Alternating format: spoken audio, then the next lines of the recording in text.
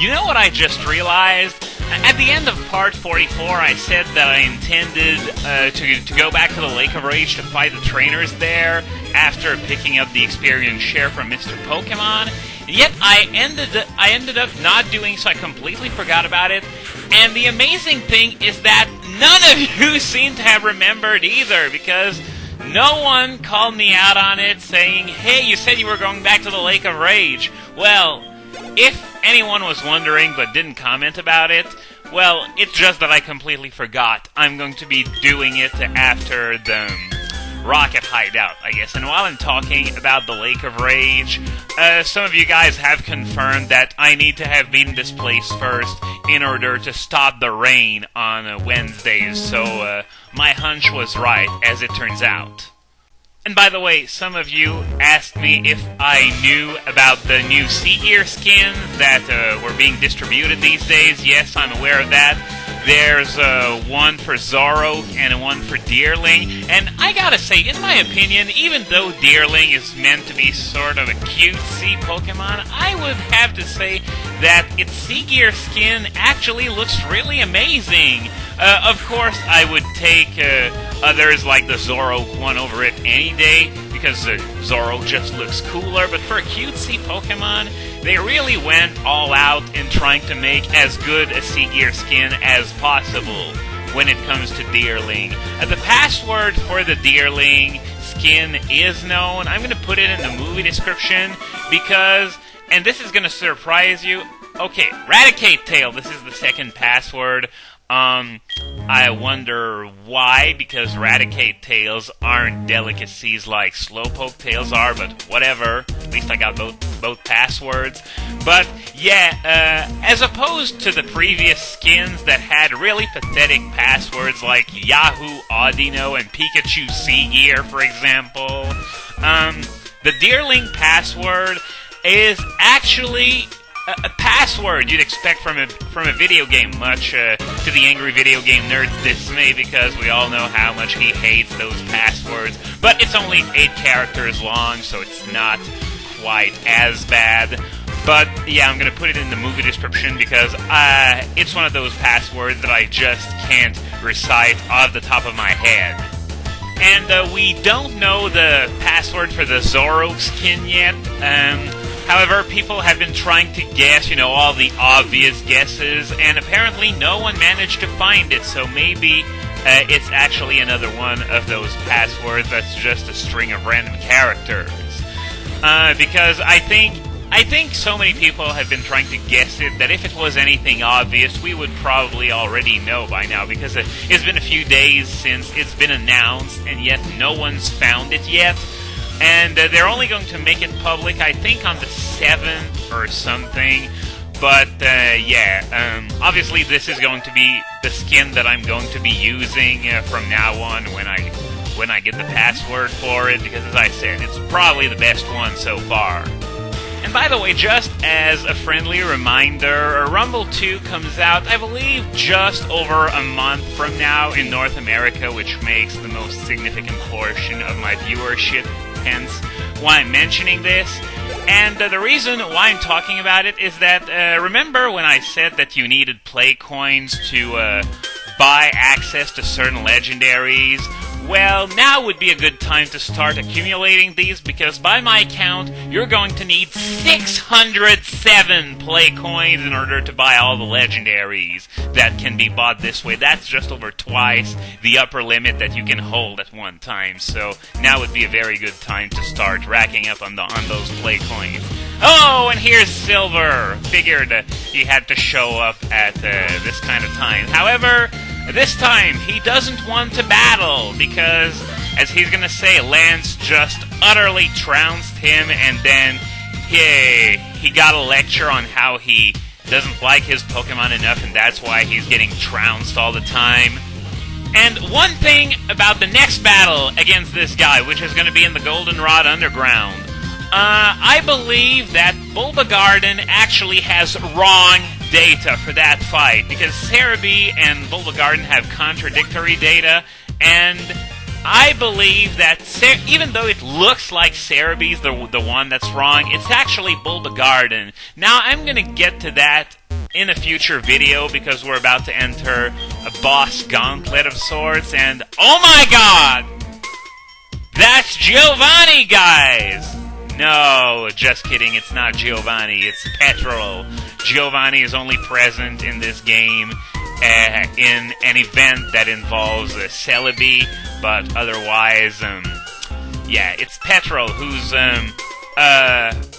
so-called master of disguise. We're gonna see him disguised as the president of the radio station in Goldenrod later on.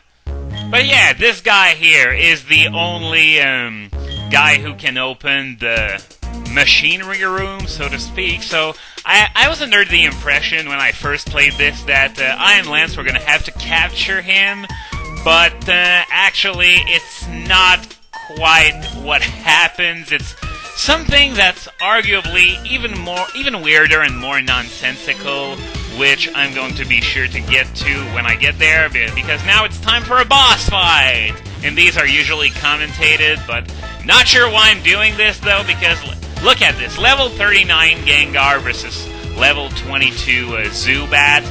And, you know, this is all because they refused to implement an artificial roadblock. I'm going to come back to this later, though, but it's just to say that they could have made the level curve a lot better so that this particular part of the game would not be such a walk in the park.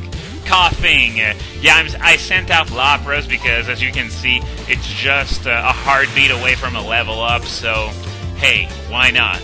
And besides, Coughing is a physically defensive guy through and through. You saw it when these things kept barely surviving my Crobat's attacks in the Burnt Tower.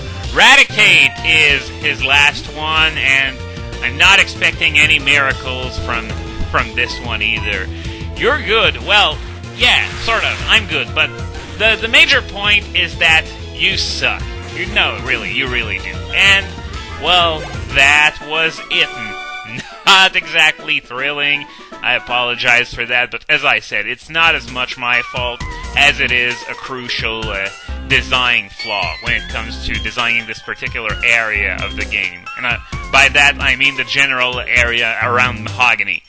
But, yeah, now he's talking about how he's certain that Giovanni still gives a crap, and he just dismantled Team Rocket as, a smoke screen, and that he's gonna reappear eventually.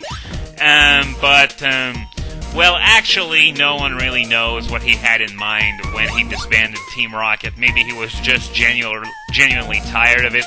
But anyway, this Murkrow here, you may remember it as the one who gave you the password to the machinery chamber in Gold, Silver, Crystal. Now, actually, this is going to be taken up another notch. I'm just going to check out. Oh, there's just an item, and it's the Thief TM. Okay, well, glad I checked. I thought maybe it was a shortcut back to previous areas, but no, it's just for the Thief TM. No, but what's really happening in this game is that the Murkrow is actually going to come with you and repeat the password over and over in Petrol's voice. Now, the part that gets me is that the Pokemon that's supposed to be able to mimic human voices like that isn't supposed to be Murkrow. It's supposed to be Chatot. But, of course, Chatot isn't in the Johto deck, so I guess they needed another bird to do the job. But still, hail Giovanni, hail Giovanni. Yeah, we know. Just go in front of the door and say it, goddammit. But, yeah, this is just another reason why it would be fun if regional dexes would go away so they could actually use appropriate Pokemon in certain situations like this. It's done a lot in Mystery Dungeon, where individual Pokemon's lores are used a lot more than in the main games, and there are no restrictions, no regional dexes to deal with whatsoever. Anyway, now it's time for a good old-fashioned ambush, because I'm going to have to deal with another one of the executives, Ariana, as well as some random grunt. Now, in Gold, Silver, Crystal, Lance arrived and dealt with the grunt while you fought Ariana. But, here is going to be a little different. It's going to be an actual doubles battle because, yeah, there aren't very many of them in this game, and it's almost sort of a tradition by now to have a double battle alongside another major character against two villains or whatever. I'm not going anywhere with this train of thought. Anyway, Lance is best known for his underleveled Dragonites in this game. He's got 2 at level 47 and 1 at level 50 when you fight him for the first time.